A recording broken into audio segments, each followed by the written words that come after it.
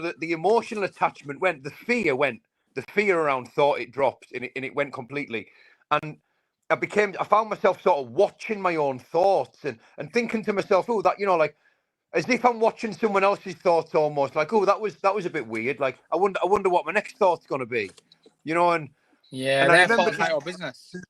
Exactly, like it became like so obvious to me that like I'm not my thoughts, I'm not what goes on up. Thank God as well, thank God I'm not what goes on up here, because I think the biggest thing I took out of it, mate, was from God. Is got this word God. I mean, it scares the life out of people. I think the inner self, it's God. Like it's what man calls God. Man calls God, which is just the inner self. It's all it is. How would you speak to God if you didn't know what words were?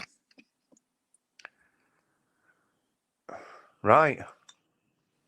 How would you describe God? How would you speak to God? How would you explain anything that's happened that any sort of experience you've had? I don't think I could, because I couldn't even describe the feeling.